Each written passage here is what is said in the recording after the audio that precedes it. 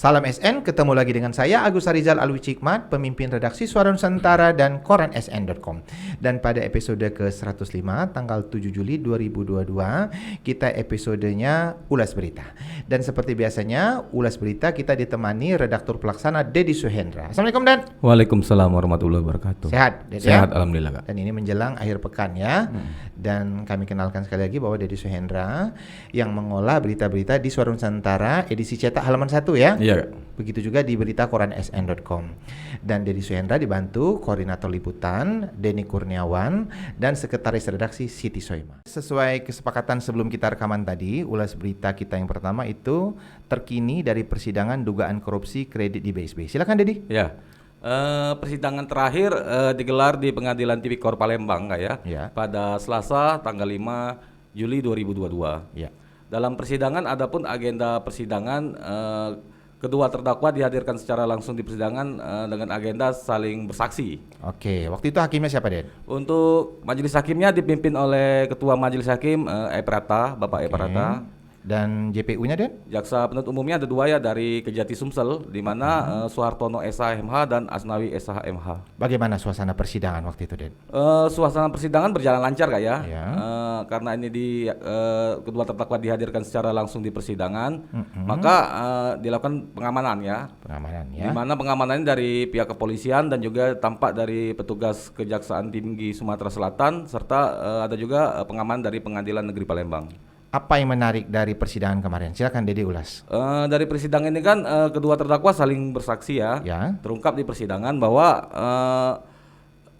salah satu kedua terdakwa ini satu merupakan pimpinan kredit dan satu merupakan pegawai analis. Oke. Di mana selaku pimpinan kredit ini memerintahkan pegawai yang analis ini untuk mengecek lokasi mengecek lokasi lahan yang agunan yang diagunkan. Ya.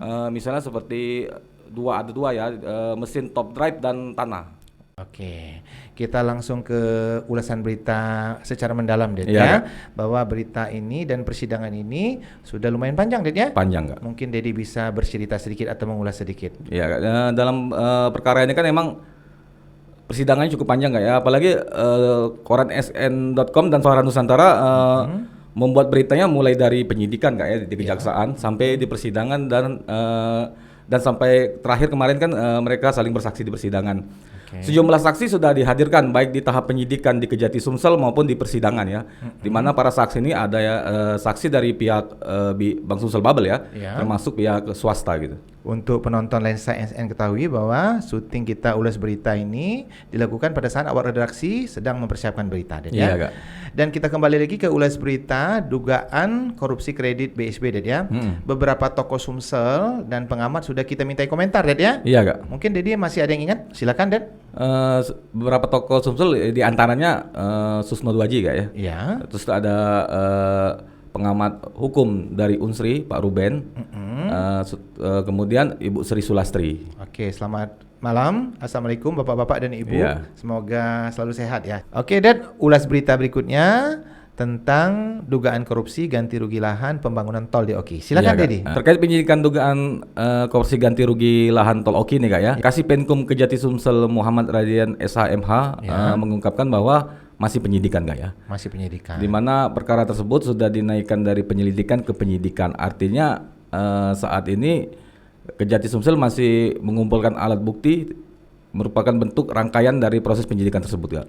Info terakhir, tim penyidik turun ke lapangan, Ded, ya. Iya Kak, benar Kak. Oke, silakan Dedi ulas berita sedikit. Dari keterangan Kasih Penkum Kejati Sumsel Kak ya, tim Jaksa Penyidik Bidang Pitsus Kejati Sumsel turun ke lapangan dalam rangka mengecek lokasi lahan yang diganti rugi Kak ya. Ya. Di mana setiap titik-titik lahan yang dilakukan proses ganti rugi diukur lahannya Kak ya, terus dilakukan pengecekan dan pemeriksaan langsung oleh tim Jaksa Penyidik Kejati Sumsel. Di episode ini kami mengucapkan terima kasih kepada penonton Lensa SN yang telah setia menonton tayangan dari episode ke episode. Dan tetaplah untuk memberikan komentar biar kanal YouTube ini bisa memberikan informasi yang menarik dan bermanfaat untuk penonton Lensa SN.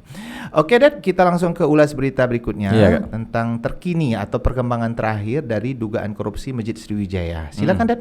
Terakhir menurut Kasih Penkum Kejati Sumsel Muhammad Radian SH-MH, Untuk 12 terdakwa dalam dugaan kasus korupsi pembangunan Masjid Sriwijaya ini belum ada inkrah Kak ya. Di mana saat ini masih dalam proses banding di Pengadilan Tinggi Palembang dan masih proses kasasi di Mahkamah Agung. Kita udah di ujung ulas berita, Ded ya. Dan biasanya di ujung ulas berita kita ada quotes ya. Dan quote kita malam hari ini adalah jangan pernah menyesal berbuat baik kepada orang yang telah jahat kepadamu. Jangan lupa untuk like, comment, share dan subscribe kanal YouTube Lensa SN agar informasi menarik dari kanal YouTube ini tetap tersebar merata di bumi Sumatera Selatan. Demikian dari saya. Wassalamualaikum warahmatullahi wabarakatuh.